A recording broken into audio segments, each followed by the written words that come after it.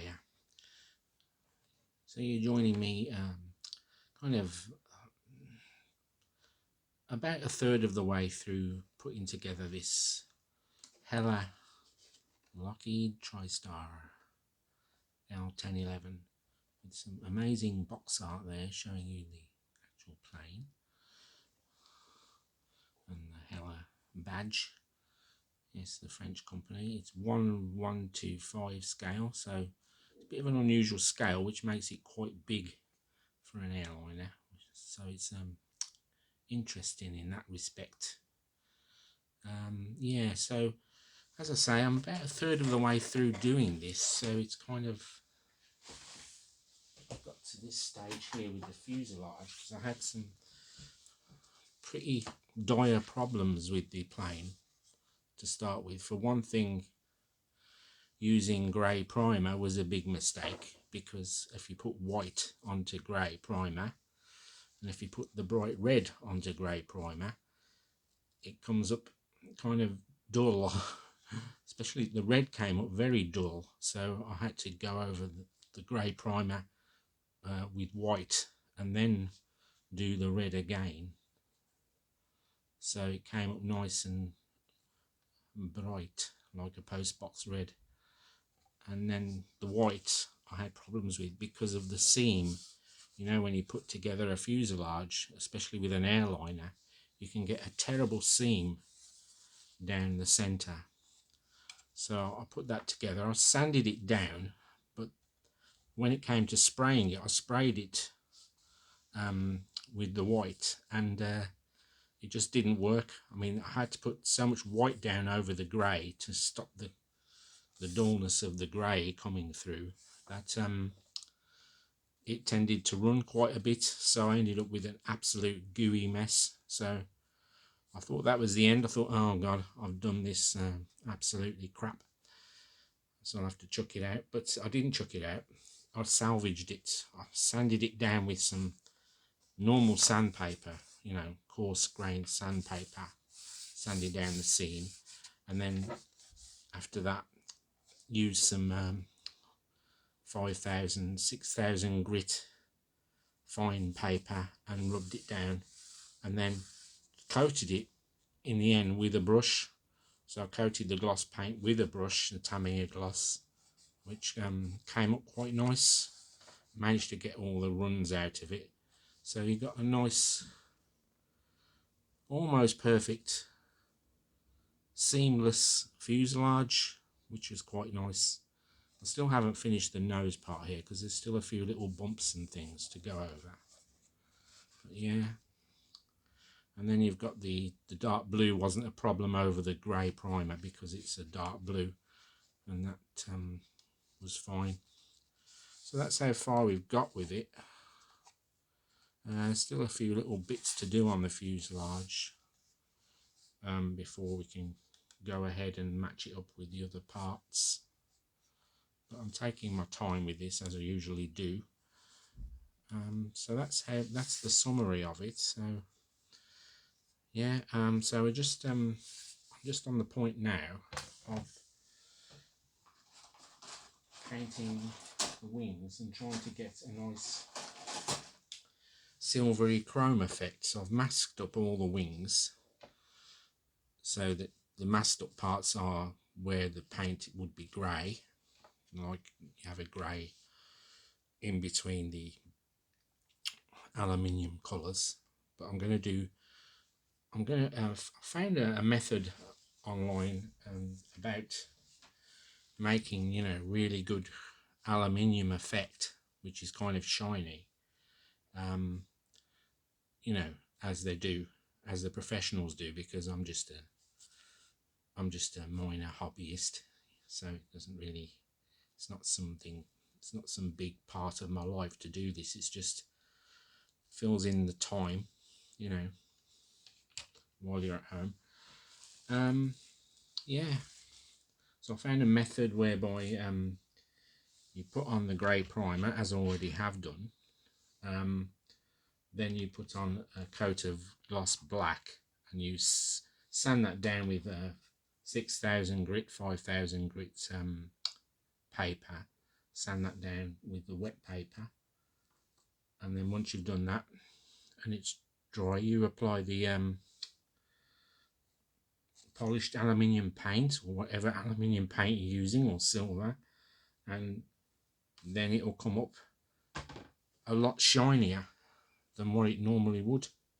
So you get like a real natural aluminium effect, which is something I haven't done before, so it's a bit of an experiment really. But it's all masked off. I'll put extra masking paper down so the paint doesn't find its way through to the rest of the wing. So I've got the two wings to do in that manner. I've also got to do the engine cowlings in that manner also, so we get the same aluminium effect. As you can see on the box art, the aluminium effect under the wings is very, very bright. You've got the grey bit, and you've got the aluminium on the engines, with some different shades of aluminium which you normally get. You've also got the third engine at the back, which needs to be created in that manner as well. So there's quite a bit of work to do, and then finally there would be the undercarriage, which would be fairly basic. But I'm going to as with this video, I might post another couple of videos showing the progress that we make on this kit, which you know, it's one of my favourite planes, which goes back to when I was a kid, when it came out in the early 70s. The Tristar, beautiful aircraft, beautiful Lockheed aircraft with the standard Rolls-Royce engines, the RB211s, and we all know the story behind that, or most of us do. The RB211 almost destroyed Rolls-Royce, but never, fortunately. But yeah, fantastic plane, which was one of the first wide body jets, a wide body, you know, because that's where the future lay, in the wide body planes, and it was very much liked by the passengers who used it. So yeah, very fast, full of the Lockheed expertise in making aircraft. It was just amazing. So there you go. And so that's the project at the moment. Yeah, so I'll do that, and I'll get on with this doing the chrome on the wings, and then make another video showing the progress on that and whether that's turned out all right, because you know, I had a terrible accident with the primer. So there's a lesson to be learned, is never use a dark primer under a bright colour, like say a bright red.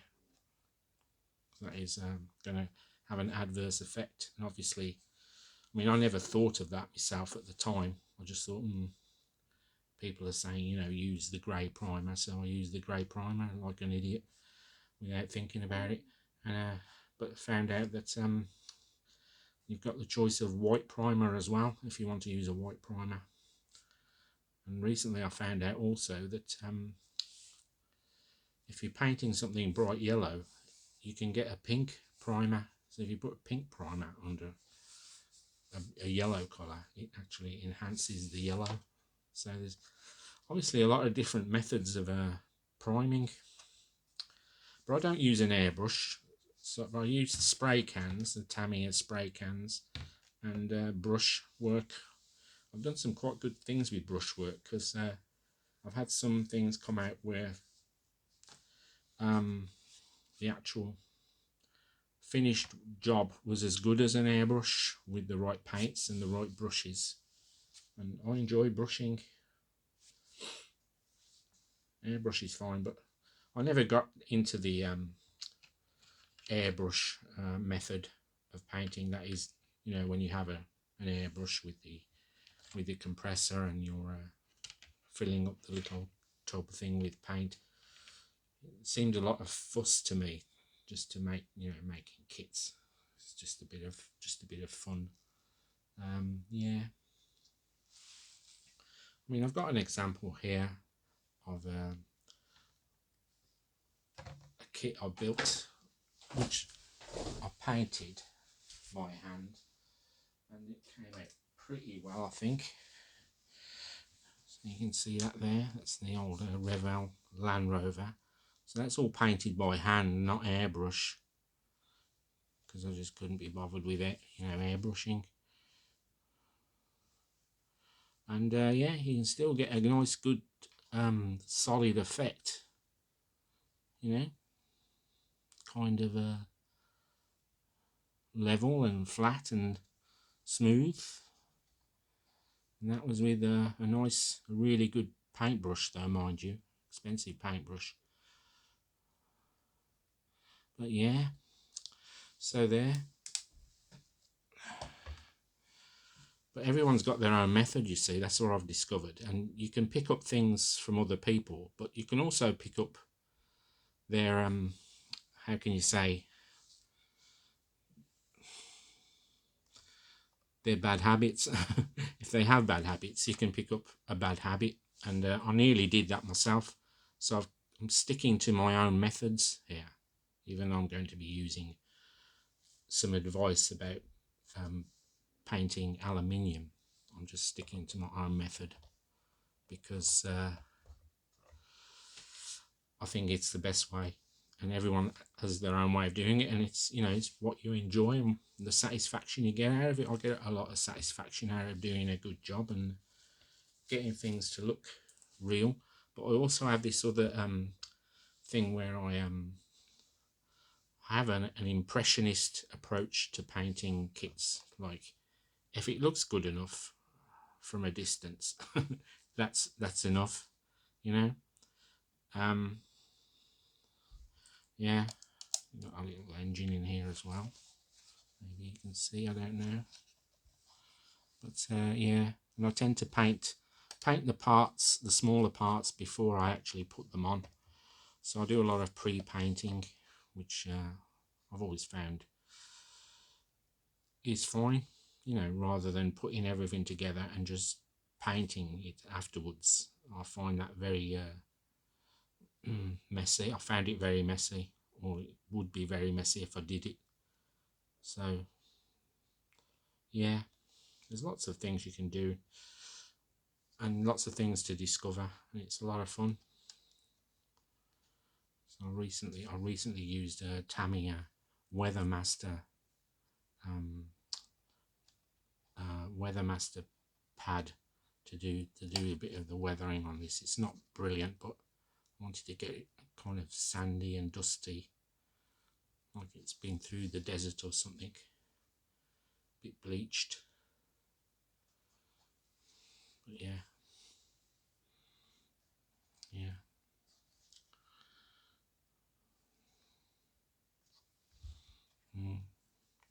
And there's the underneath where we where I actually just used a brush. Basically, these are the parts that I paint beforehand and stick together, and then once they're all together, I touch up the parts that might have a bit of unpainted areas on them, or where the paint's come off, or something's taken the paint off when I've been putting it together. So yeah, it's a lot of fun. I enjoy it. But anyway, I'll come back with the Tristar and see how, and do like an update on where I've got to with that, which is part of my stash. Lots of stuff in the stash, but I decided to do the Tristar to get it done, because it's been sitting there for about, well, it's actually been sitting there since I don't know, 2021, 22. So thought I'd get that done. But anyway, thanks for watching, if you've watched this, and if it's been of any use to you, I don't know. It's one of them things. Modelling is you know, it's a personal thing, really. You just do what you want to do. No worries. So I'll see you maybe in a couple of weeks' time and show you how far I've got. Thanks.